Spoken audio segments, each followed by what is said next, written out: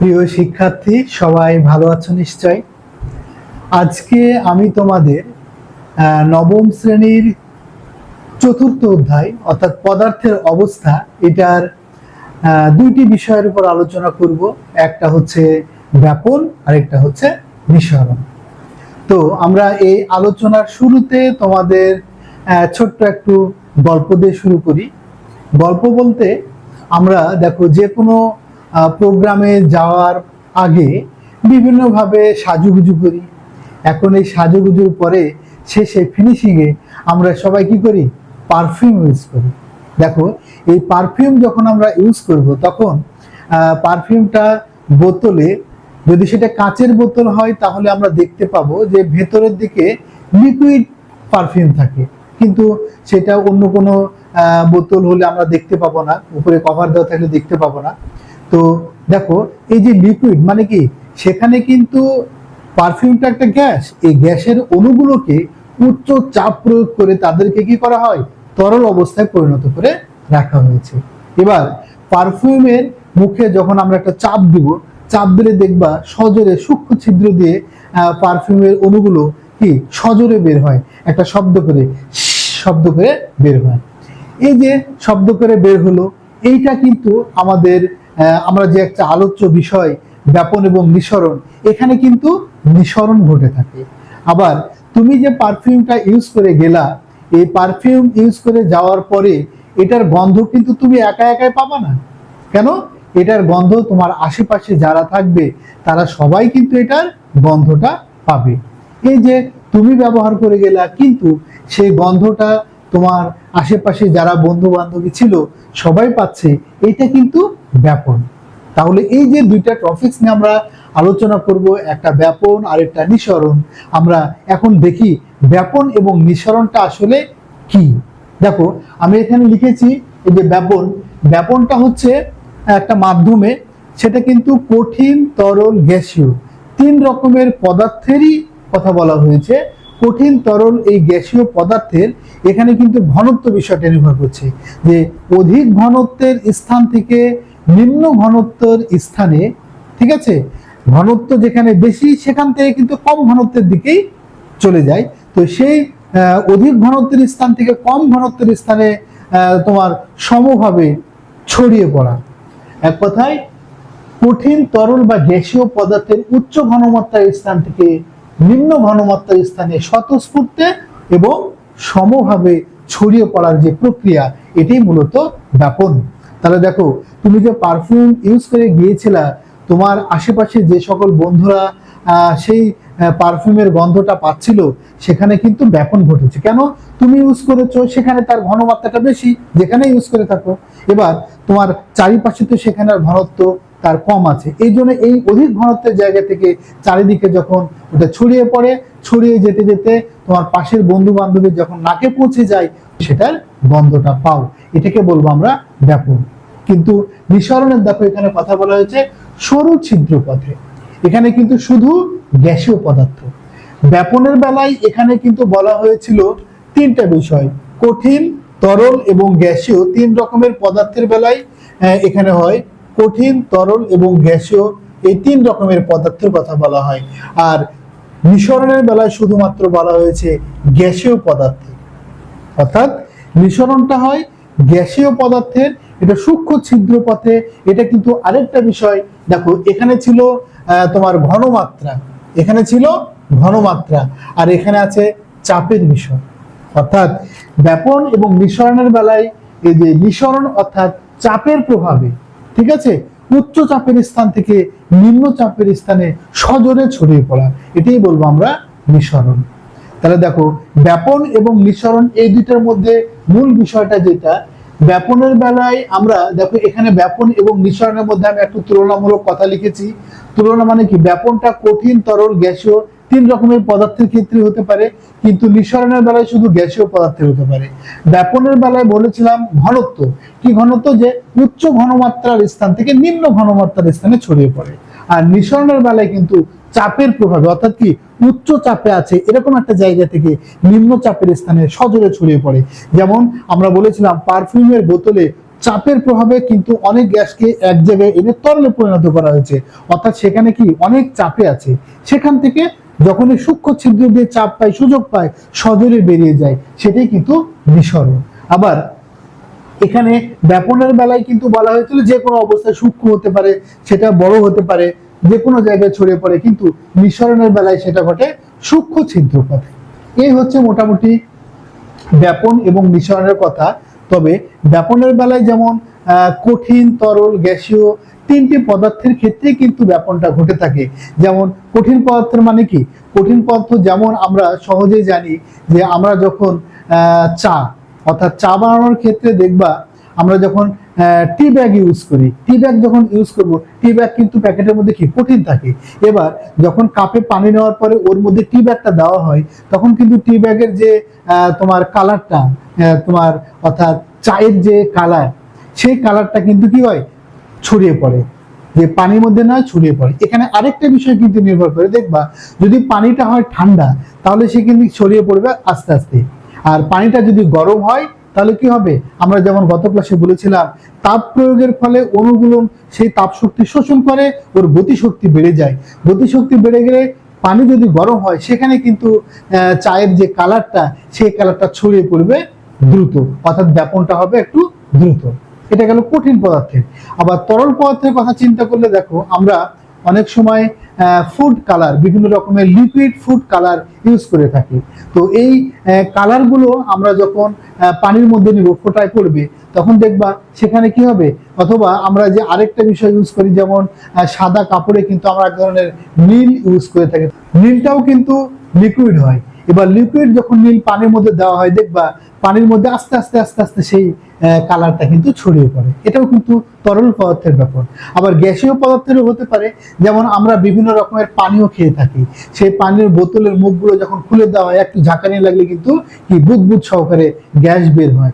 এখানেও কিন্তু কি গ্যাসীয় পদার্থ থেকে ওই লিকুইডের মধ্যে মিশানো আছে, সুযোগ পেলেই সেই গ্যাসগুলো কি ওখান থেকে বাইরে বের হয়ে যায়। এটাও কিন্তু গ্যাসীয় পদার্থের ব্যাপার।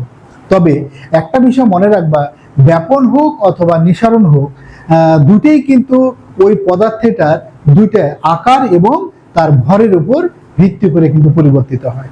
অর্থাৎ ব্যাপন এবং নিঃসরণ এই দুইটা হার ওই পদার্থটার আকার এবং ভরের উপর নির্ভর করে।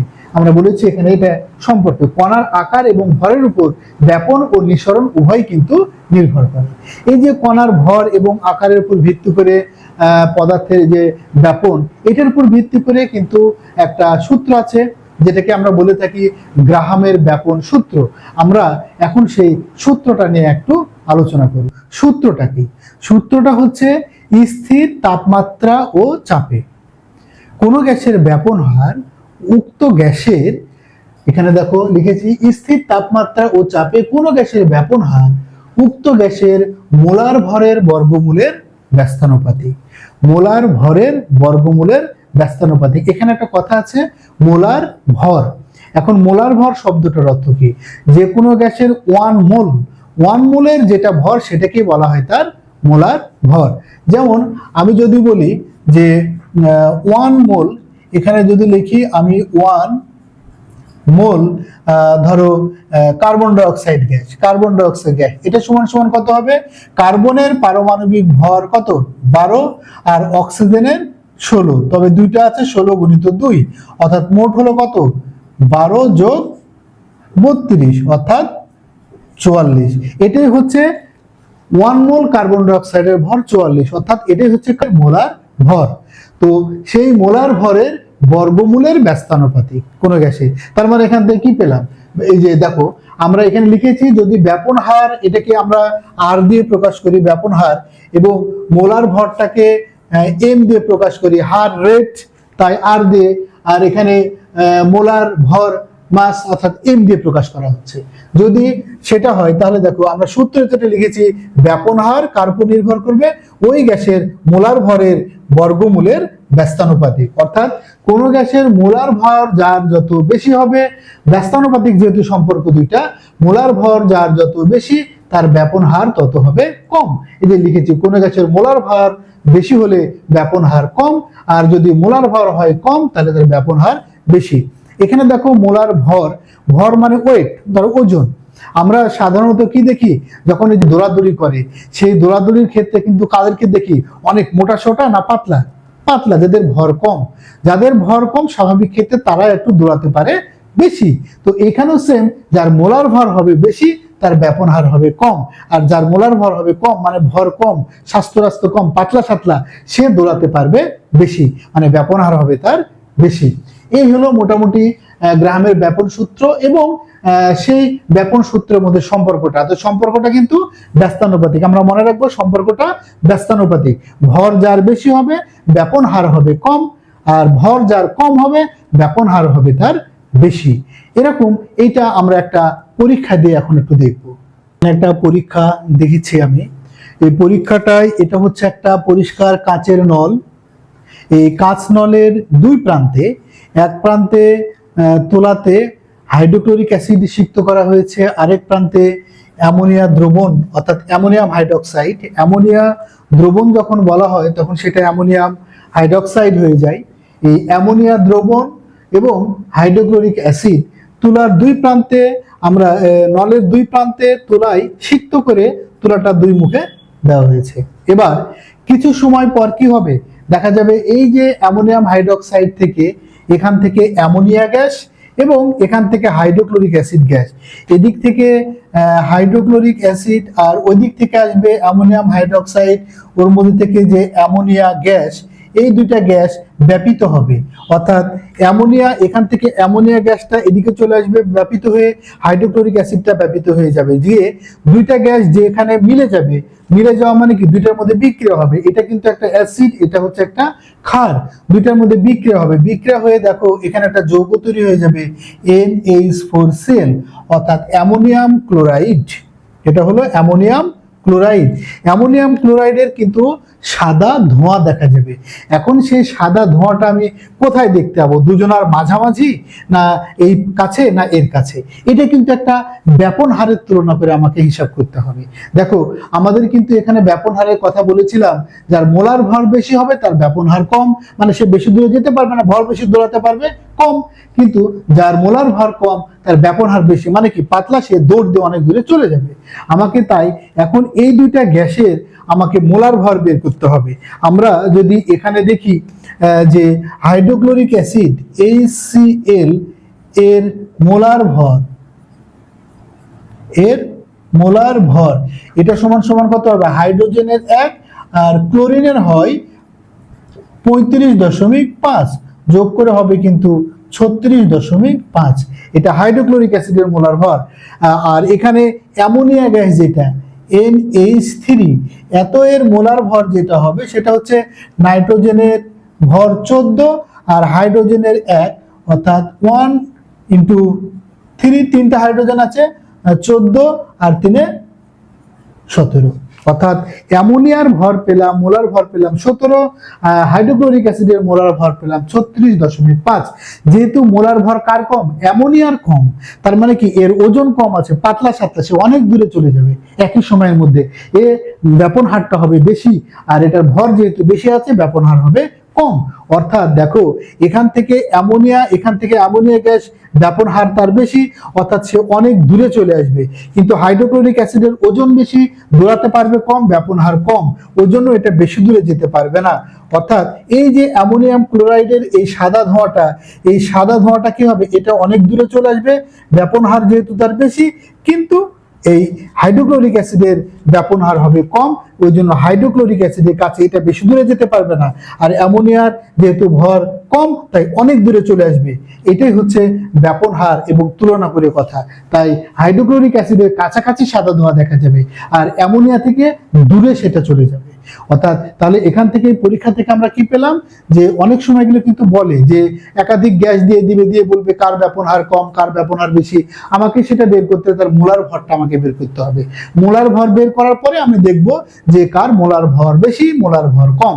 মোলার ভর বেশি হলেই সে কি দৌড়াতে পারবে কম, ওজন বেশি, ব্যাপন হার হবে কম। কিন্তু মোলার ভর যার কম ব্যাপন হার হবে তার বেশি। এখানে অ্যামোনিয়ার মোলার ভর কম, এই জন্য এটা দেখো অনেক দূরে চলে গেছে, আর হাইড্রোক্লোরিক অ্যাসিডের মোলার ভর বেশি, এই জন্য এটা বেশি দূরে যেতে পারেনি। অর্থাৎ হাইড্রোক্লোরিক অ্যাসিডের কাছে সে সাদা ধোঁয়াটা দেখা যাবে।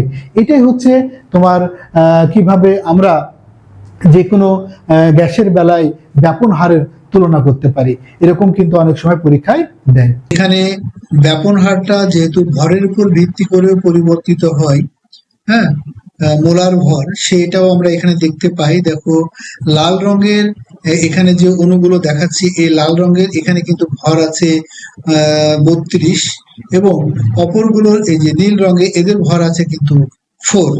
অর্থাৎ দেখো, আর এই ভর কম, যার জন্য এই পরমাণু, এই অণুগুলো কিন্তু দেখো খুব দ্রুত ছোটাছুটি করছে, মানে ব্যাপন হার এদের বেশি।